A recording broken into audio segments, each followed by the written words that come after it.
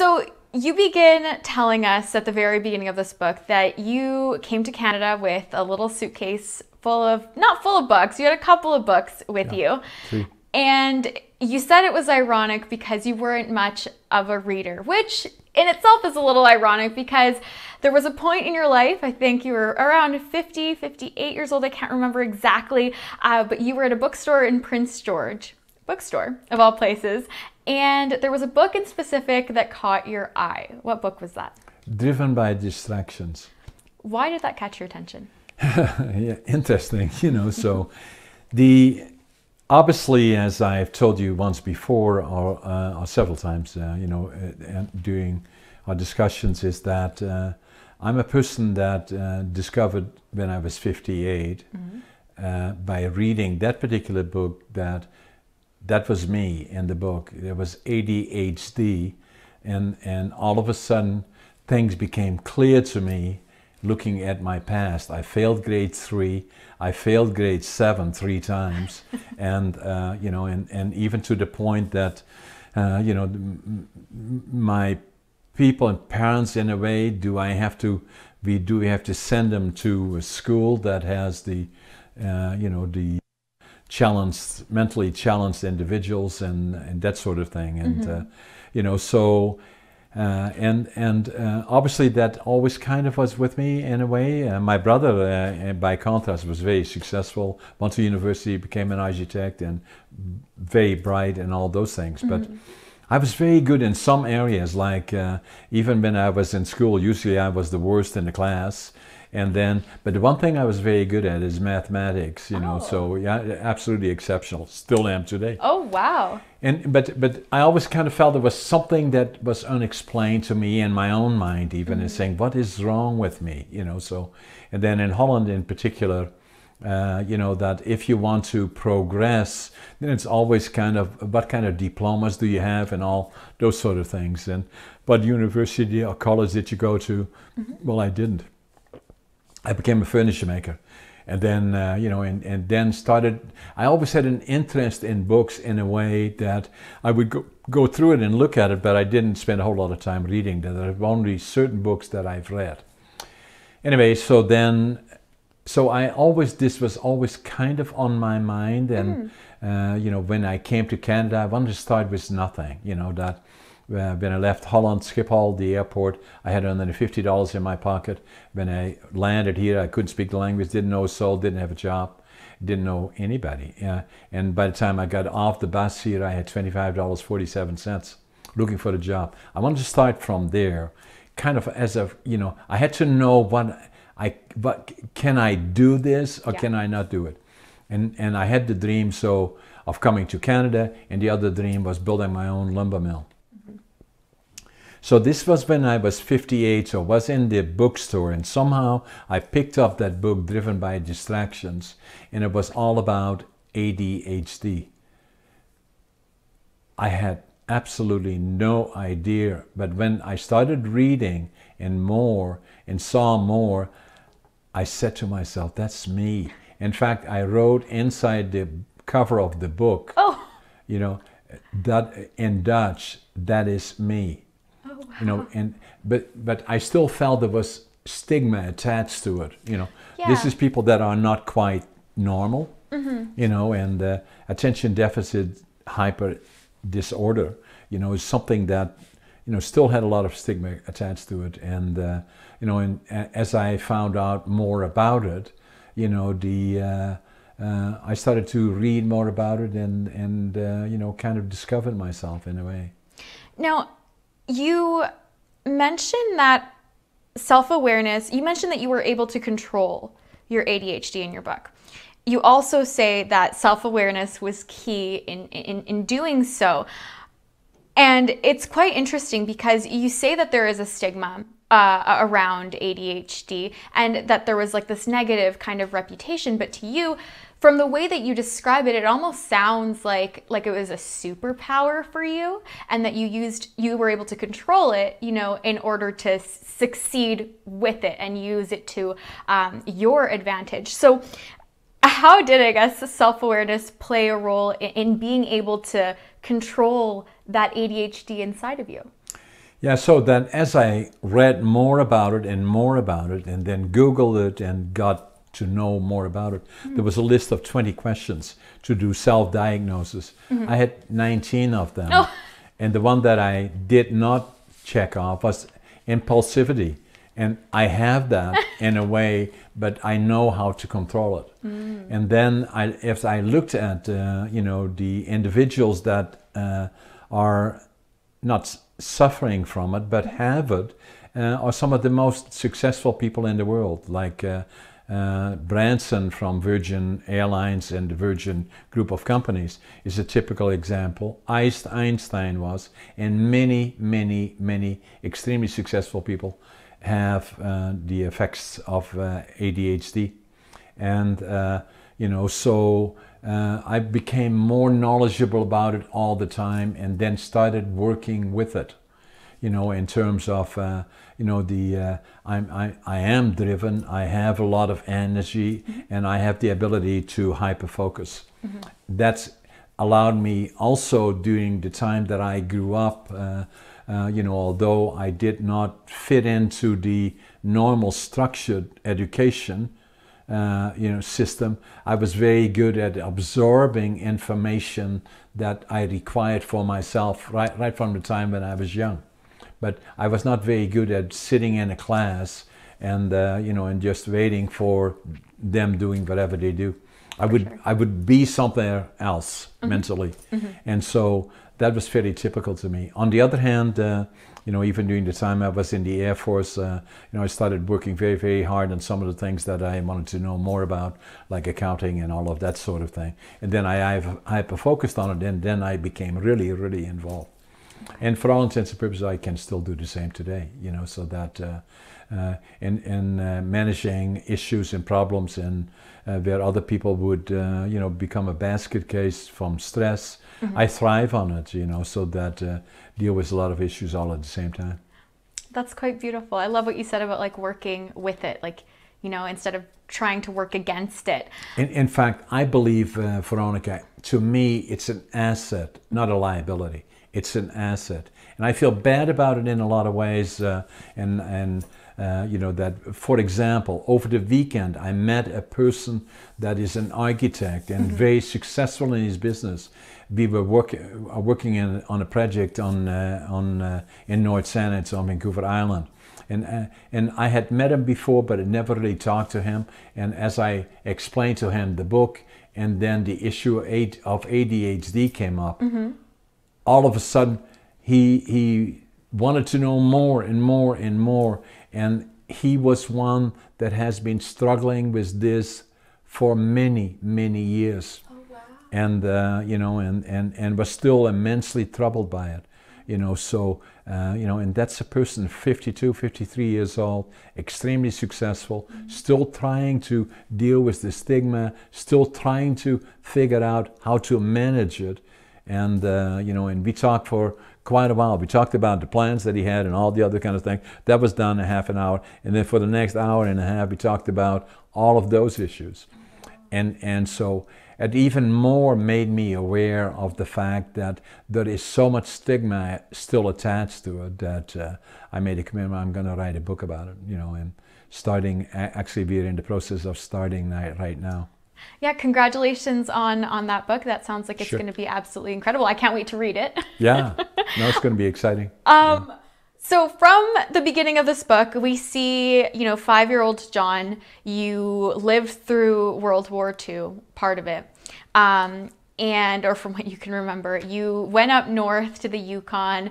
You've survived death, or escaped death, I should say. No one survives it, but you've escaped death several times in your life. You had lawsuits that took a lot out of you. You know, alcohol, drugs, smoking cigarettes, family problems. You know, all of these things throughout your 80 years of your life. Naturally, one would assume that PTSD and anxiety would be a part of that. How did you cope with that? And do you have any advice to people who are dealing with that right now? Yeah, I would have, in the sense that, you know, the ADHD is one, you know, to recognize it, and it's not you know, a defect in any form. Rather, it is the person. Get to know it and make it work for you, and it will be an asset, not a liability, once you understand it. That part. The other one, in terms of dealing in ADHD, to a certain extent, makes me as an individual. It's not something that I can take pills for and now it's gone. That really doesn't work. It makes who you are. The other one, in terms of how to deal with stress and all the other things, and you know, going up and down in business, again, you know, I've done it so often, that doesn't mean that it becomes necessarily easy, but having gone through difficult periods is part of my life, and I live at that, you know, in terms of when I was a young person, the war, to a certain extent, you know, there's no question about it that affected PTSD, affected me, but you can get counseling for that to a certain extent. All that part I only understood not all that many years ago, when in my 50s, 60s. The inner child of losing your guardian, the only one that we had as a very small family, as me as a little boy during the war. My mother was the only one, because my dad was underground. We didn't know if he was dead or alive. And so the loss, potential loss, with all the danger around that, created in a way that, you know, you were very afraid of losing the one person that, you know, that was closest to you. Exactly. That again is counseling to a certain extent, that can deal with those, you know, those issues.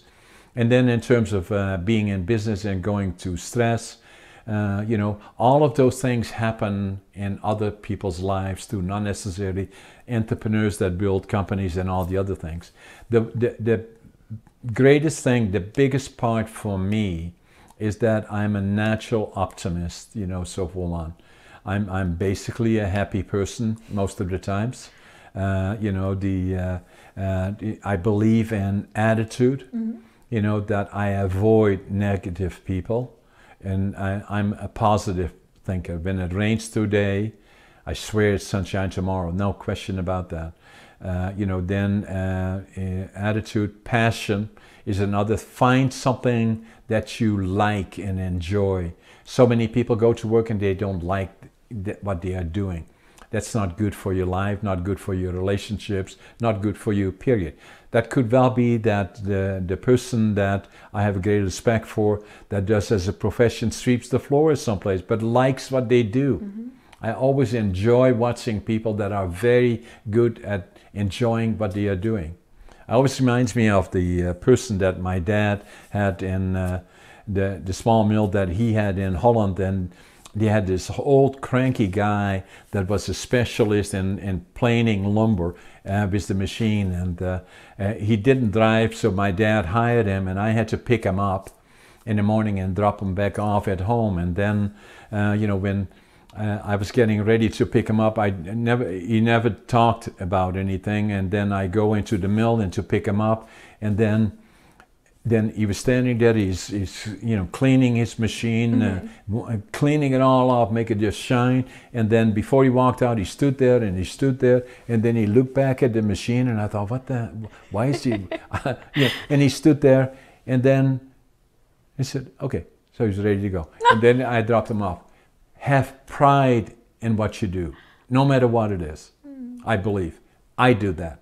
I still do that today. You know, I look forward to going to work. I'm busy and all of the other kind of things, and I like what I do, and I enjoy to do something that is good, you know. So and so it's a lot of times attitude, and you know, and it makes your life much easier. You meaning in a general way, and at the same time those people around you. But for young people, I would say, you know, develop that passion as early as you can. I knew very early in my life I was going to be in the lumber industry. I knew fairly early that I wanted to go to Canada. I knew very early that I wanted to have my own mill. And then you work towards it. You focus on those things. And then don't think in terms of, I want to make a lot of money. If you're good at what you do and you work hard on it, then all of the other things will come automatically. And then some people say, well, you're lucky. Well, the harder you work, the luckier you get, you know. So those kind of elements, but be a positive individual. Perfect. You could say that what we're doing right now is a little form of public speaking, which is a little part of your book, chapter 9 here. You mentioned how terrified you were of public speaking. And you know what? I think that's something that most people are pretty nervous about anyway. But tell us a little bit about your experience with public speaking and how you overcame it. Yeah, I probably was the absolute worst case of you know, having to speak in more. If there were more than 3 people together, then you know, then I had such a fear of doing that and saying, well, how could you then function in your mill? You know, because I had that already, you know, for a long time, and you know, and then a couple of times I was invited to the Rotary Club here, you know, and little did I know when I went down there, they said to me, well, you know, you want to say something? And, oh no, we expect you to go up there at the counter and say something to the 50 people that were there. I said, oh my God, if I would have done that, it was the worst thing that I ever did. So my sister-in-law, you know, from my first marriage, Talita, she kind of dragged me down to Toastmasters, and she said, you have to try this, you have to try that. I said, well, as long as nobody asks me any questions, you know, just leave me sit. So that's what I did. And then, you know, at some point in the meeting, they said, okay, can you tell us a little bit about yourself? So I said, well, I'm John Brink, and I have a mill in town here, and sat down again. So I thought I was never going to go back, because that was already more than I was bargaining for. Yeah. And then I went back to another meeting, and then from there on in, gradually I became more and more involved in public speaking. And I was involved in Toastmasters for 10 years. I reached the highest level in Toastmasters, being a distinguished Toastmaster. It's the highest level you can go. And did a lot of publications, presentations in all different forms, and still do today. And although it cost me about $2 a week maximum at that point to go to Toastmasters, I was there for 10 years. It changed my life, no question about that. And now you're able to give presentations, speak in front of students, the university as well. Very great to see. Okay, I don't know how many times in this book you nearly escaped death, John. Quite a few.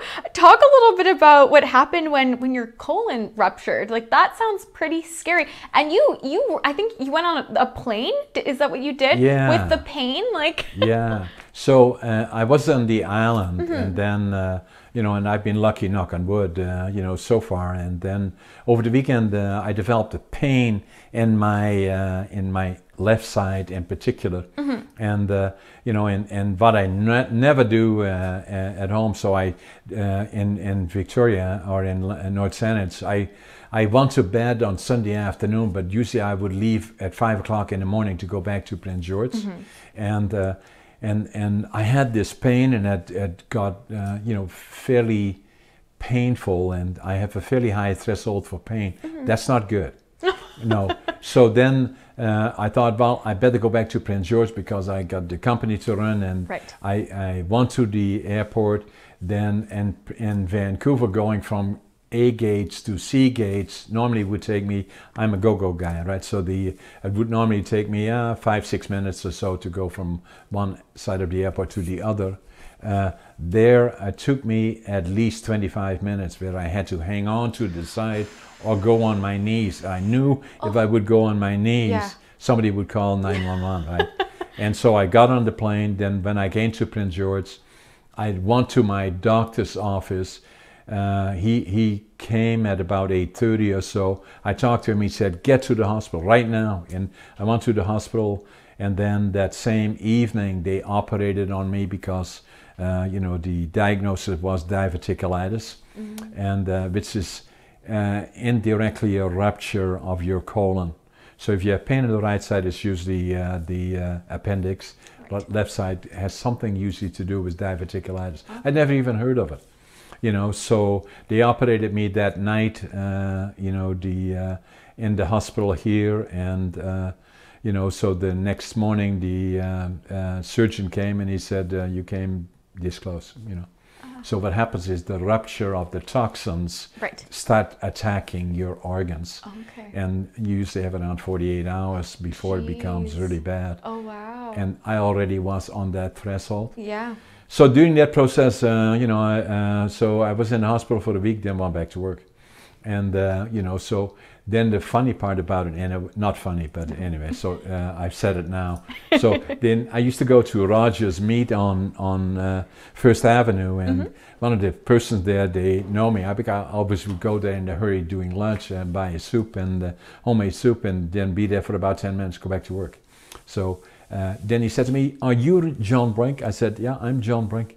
And he said, "A friend of mine was in the hospital at the same time that you were there, the two of you, and it was the same thing that you had. And you know how what they called you?" I said, "No, the walking death." I said, "Okay." and so it took him 6 months to recover, and he never quite recovered. Oh, For me, I went back to work the following week, too soon, actually. Oh. Anyway, I lost in the process over 3 weeks about 30 pounds. Oh, wow. I had too much weight anyway. So then I decided to go. I thought, well, that's a wake-up call. And, you know, I then started actively going into the gym and get intimidated by the gym, because as you walk in and all these perfect bodies out there, and I walk in there, I don't even know how to sit on the machine, you know. So then I hired a trainer. I did that for about 10 years. Oh, wow. Yeah. So then, you know, and then became involved, and somebody said to me, "Well, have you ever thought about, you know, competing? Yeah. Bodybuilding?" I said, "Me?" You know, anyway, so, you know, then that's what I did. I started competing in, you know, How old were you when you started competing? I think I was 77. Oh, wow. Yeah, and competed here in the iron ore, was second in bodybuilding, third in physique. Oh, congratulations. Qualified me for the provincials, and then was third in bodybuilding and second in physique, qualified me for the nationals and for the Arnolds. Wow. But the first time that I went here, very intimidating, because you get, you know, all, you know, tanned and then stripped from hair and all of the other kind, and then you have to have your little Speedo on, and Speedo on, and you're standing all in front of all, so a little bit intimidating to say the least. But good experience, and, you know, it got me into, you know, trying to eat healthy. I'm probably an 80-20 vegan. My wife is totally vegan. And then at the same time, you know, going to the gym, trying to stay in shape. So I just signed up again for Golds, and right now I'm thinking about training again in the next couple of weeks, and then trying to go again in to compete? 22 compete again, yeah. Oh, wow. I'm pretty much the oldest competitive bodybuilder in the province, yeah. That is quite incredible. Quite the awesome, I guess, goal and title for you to hold. That's quite impressive there, John. Yeah. Now, I know there's a little extra after the 9th chapter there, the afterword. What is there anything in specific that you'd like to, you know, bring to light and tell our viewers right now about it? Yeah, in particular, what happened is that, you know, on May 31st, you know, and during May, I was advised that I would be awarded the doctorates of law from the University of Northern British Columbia. Oh, wow.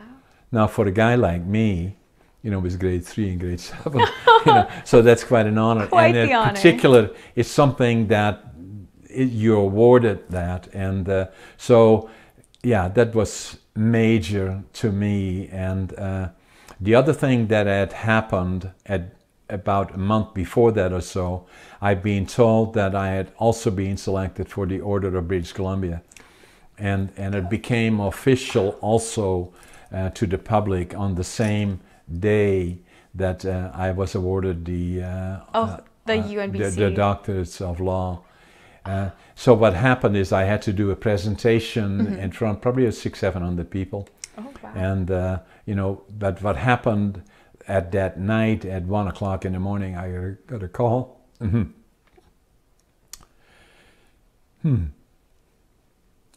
Still difficult, huh? Of course. Yeah. It's okay. Take a moment.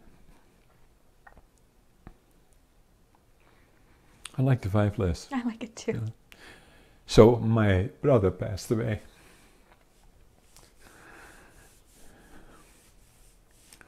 So it was good and difficult. Most people didn't know.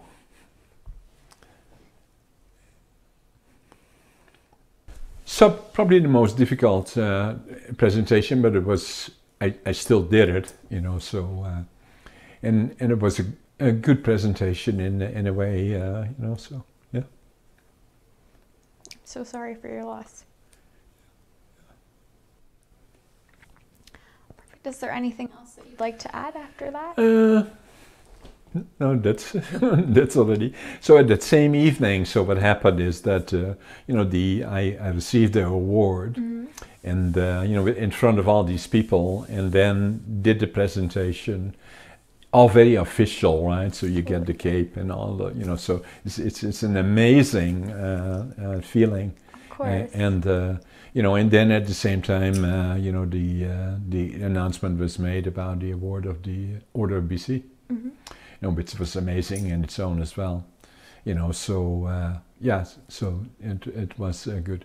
But in terms of giving presentations, it was very well received, you know. But you know, it was a difficult one under the circumstances, obviously. Very Yeah. understanding, totally Yeah. understanding. But yeah, so that is one of the areas that you know, was interesting. Coming back in terms of you know, the especially for somebody that could not even speak in front of 3 or 4 people, Yeah.